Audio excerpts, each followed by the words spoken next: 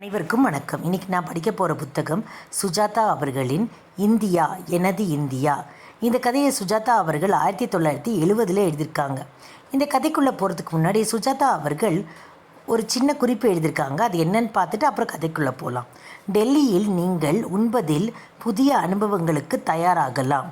ருசி தெரிந்தவர்களுக்கு முகலாய உணவு, வடக்கத்திய உணவு, ஐரோப்பிய, அமெரிக்க, சீன, ஜப்பானிய உணவு யாவும் கிடைக்கும்.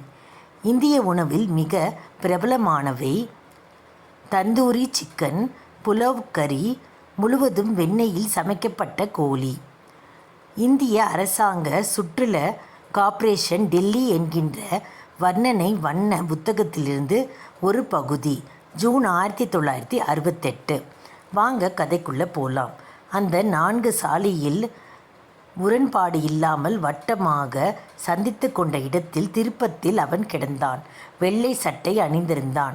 கீழே கிடந்தவன் முழுவதும் சாலை மத்தியில் இல்லாமலும் முழுவதும் மயக்கத்திலும் இல்லாமலும் கிடந்தான். அவன் உடல் லேசாக அசைந்து கொண்டிருந்தது. பக்கத்தில் அவன் பை கிடந்தது. அதிலிருந்து சில அழுக்கு துணிகள் கீழே கிடந்தது. அலுமினிய டம்ளர் ஒன்று சற்று ஒதுங்கி நின்றது. அவன் உடல் அசைந்து கொண்டிருந்தது. கண்கள் லேசாக மூடியிருந்தான். அப்படியே கிடந்தான். சாலையில் மத்தியில் இல்லாமலும் சற்று ஒதுக்கமாக. அவன் கிடந்த இடத்தில் அவனை சாலையில் நேராக வரும் வாகனங்கள் கவனிக்க முடியாது. இடது பக்கம் அந்த வட்டத்தில் திரும்பும் பின்புதான் தென்படும் இடத்தில் கிடந்தான். இடது பக்கம் திரும்பின கார் ஒன்று அவனை கடந்ததும் பிரேக்கை அடித்து தயங்கியது. நின்றது. சார் என்று பின் வந்தது. காரிலிருந்து ஒரு இளைஞன் அவசரமாக இறங்கி வந்தான். கீழே கடந்தவன் அருகில் சென்று கவனித்தான். அவனை நிமிர்த்தினான். அவன் தொய்ந்து சரிந்தான். இளைஞன் சற்று முற்றும் பார்த்தான். வெயில். இளைஞன் கவலைப்பட்டான். கீழே கிடந்தவனை நிமிர்த்துவது கஷ்டமாக இருந்தது. அதே சமயம் சைக்கிளில் வந்து கொண்டிருந்த ஒரு சர்தாஜி மூளை திருப்பத்தில் இவர்களை கவனித்து உடனே இறங்கி சைக்கிளை நிறுத்திவிட்டு வந்தான். என்ன ஆயிற்று தெரியவில்லை. நடு ரோட்டில் கிடந்தான். மயக்கம் போலும். சர்தாஜி குனிந்து கீழே கிடந்தவனின் மார்பில் கையை வைத்து பார்த்தான். உயிர் இருக்கிறது. மயக்கமாக இருக்கிறான். பக்கத்தில் பார்த்தான். அலுமினிய டம்ளர். இதற்குள் மயக்கமான இருந்தவன் சற்று அசைந்தான். அவன் உதடிலிருந்து சிரமப்பட்டு ஒரே ஒரு வார்த்தை வந்தது, தண்ணீர். உடனே இளைஞன் அருகில் கிடந்த அலுமினிய டம்ளரை எடுத்து அந்த புல் மேட்டில் பக்கம் ஓடினான். புல்மேட்டில் ஒரு குட்டையான குழாய் வழியாக பாலிட்டின் பாம்பாக நீண்டு உற்சாகத்துடன் பச்சை நனைந்து கொண்டிருந்தது. அதை பிடுங்கி தண்ணீர் நிரப்பி மறுபடியும் ஓடி வந்தான். இருவரும் அவனை உட்கார வைத்து வாயில் தண்ணீரை ஊற்றினார்கள். தண்ணீர் வழிந்தது. கால் பாகம் உள்ளே சென்றிருக்கலாம். இப்பொழுது மயக்கமாக இருந்தவன் சற்று பெரிதாக மூச்சு விட்டான். அவன் சட்டையில் புழுதி படிந்திருந்தது. அவன் கண்களை திறந்தான். நேராக நீல வானத்தை பார்த்தான். அப்புறம் அவர்களை பார்த்தான். அந்த பார்வையில் பயம் இருந்தது. என்னப்பா உனக்கு? அவன் பதில் சொல்லவில்லை. மறுபடியும் தண்ணீர் கொடுக்க முயற்சித்தார்கள். சட்டையெல்லாம் வழிந்தது. இவனை ஆஸ்பத்திரிக்கு எடுத்து செல்ல வேண்டும் என்று நினைக்கிறேன் என்றான் இளைஞன்.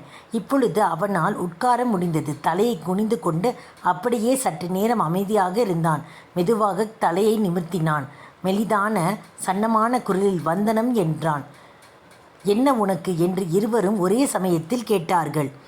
பதிலாக அவன் ஒரு விரலை சுற்றி காட்டி மயக்கம் என்று தெரிவித்தான். இப்பொழுது எப்படி இருக்கிறது? பரவாயில்லை என்று தலையசித்தான். மெதுவாக எழுந்திருக்க முயற்சி செய்தான். அவர்கள் உதவி செய்தார்கள். தொடர்ந்து நடந்த நிழலை தேடினான். நிழலில் உட்கார்ந்தான். தன் பையை தேடினான். சர்தாஜி பையை சேகரித்து பக்கத்தில் கொண்டாந்து வைத்தார். நிழலில் உட்கார்ந்தவன் சற்று தெம்படைந்தான். புதிதாக அவர்களை பார்த்து சிரித்தான். நீங்கள் போங்கள், எனக்கு சரியாகிவிடும் என்றான். என்ன உனக்கு? மயக்கம். ஆஸ்பத்திரியை காட்ட வேண்டியதானே? மருந்து சாப்பிடலாமே. அவன் தலையசித்தான். மருந்து வேண்டாம், சற்று நேரத்தில் சரியாகிவிடும், நீங்கள் போங்கள் என்றான். அவர்கள் போவதாக இல்லை. அவருடன் ஒரு சிறிய பையன் சேர்ந்து கொண்டான். அவன் எதையோ எதையோ கேட்க மேற்கொண்டு என்னாச்சு என்று கேட்பதற்கு அவர்கள் பதில் சொல்லவில்லை. அவன் மேலும் மேற்கொண்டு மரத்தடியில் எதிரே வெற்று பார்வை பார்த்து கொண்டு உட்கார்ந்திருந்தான். அவனை ஆர்வத்துடன் கவனித்தான். டெல்லிக்கு புதிதானே என்றான் இளைஞன். ஆம் என்றான் மயக்கம் தெளிந்தவன். அப்புறம் அவன் மிகவும் பிரார்த்தனத்துடன் விட்டு விட்டு பேசினான். வேலை தேடி வந்தேன்.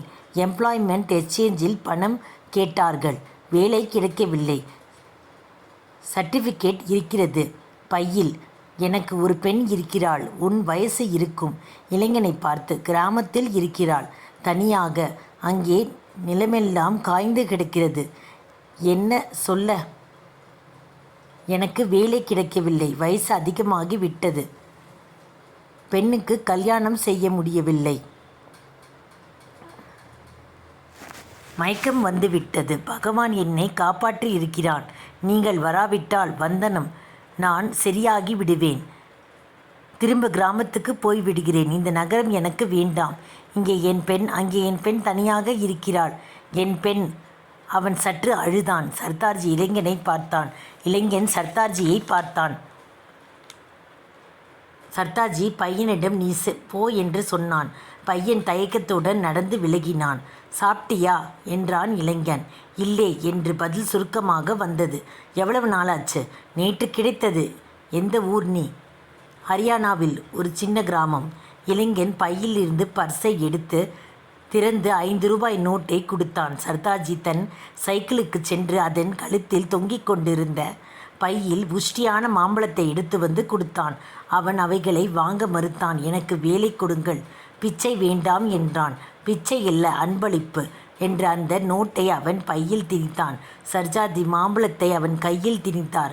இளைஞன் என்னுடன் வா, என் வீட்டில் சாப்பிடு என்று அழைத்தான். சர்தார்ஜி என்னுடன் வா என்று அழைத்தான். இல்லை, நான் போக வேண்டும், திரும்பி போக வேண்டும். என் பெண் தனியாக இருக்கிறாள். பஸ்ஸில் போகிறேன். நீங்கள் ரூபாய் கொடுத்து விட்டீர்கள். நான் எப்படி திருப்பி தருவேன்? மறந்து போ என்றான் இளைஞன். மனிதத்தன்மை சற்று பாக்கி இருந்தது. உண்மையாக நீ என்னுடன் வரமாட்டாயா என்று கேட்டான் இளைஞன் தன் கடிகாரத்தை பார்த்து கொண்டு. இல்லை வந்தனம், எனக்கு தெரிந்துவிட்டது, சரியாகிவிட்டது. இன்னும் சற்று நேரம் நிழலில் உட்கார்ந்த பின் நான் போகிறேன். நீங்கள் போங்கள். உங்கள் காரியங்கள், உங்கள் கவலைகளை கவனியுங்கள். சற்று நேரம் செல்வதறியாது அவனையே பார்த்து கொண்டு தயங்கிவிட்ட இளைஞர்கள் தன் காருக்கு சென்றான். சர்தார்ஜி தன் சைக்கிளுக்கு சென்று ஏறிக்கொண்டு சென்றார். அவர்கள் சென்றதும் மரநிழலில் உட்கார்ந்திருந்தவன் இன்னும் சற்று நேரம் உட்கார்ந்திருந்தான். பிறகு தன் பையில் திணித்திருந்த மாம்பழத்தை எடுத்து அதன் காம்பை கடித்து துப்பிவிட்டு தோலை பற்களால் விலக்கி சுத்தமாக கொட்டை மொட்டையாகும் வரை சாப்பிட்டான். தோலை கூட விரவில்லை. பின்பு எதிரே நடந்து அந்த தண்ணீர் குழாயில் முகம் அலம்பிக்கொண்டு திரும்பி நிழலுக்கு அடியிலே வந்து உட்கார்ந்தான். தன் பையில் இந்த 5 ரூபாய் நோட்டை 8ஆக மடித்து தன் இடுப்பு வேட்டியில் சுருட்டி முடிந்து பத்திரப்படுத்தி கொண்டான். முகத்தை துடைத்து கொண்டான். சுற்றிலும் பார்த்தான். சாலையில் ஒரு கார் சென்று கொண்டிருந்தது. அந்த கார் கண்ணில் இருந்து மறையும் வரை காத்திருந்தான். இப்பொழுது சாலை காலியாக இருந்தது. அவன் தன் பையை எடுத்துக்கொண்டு குறுக்கே நடந்து நடுவில் வந்து பையை நழுவ விட்டதை விட்டுவிட்டு மறுபடியும் அதே இடத்தில் படுத்து கொண்டான். அந்த 4 சாலைகள் முரண்பாடு இல்லாமல் வட்டமாக சந்தித்து கொண்ட இடத்தில் திருப்பத்தில் அவன் கிடந்தான். இவ்வளோ நேரம் கேட்ட அனைவருக்கும் நன்றி.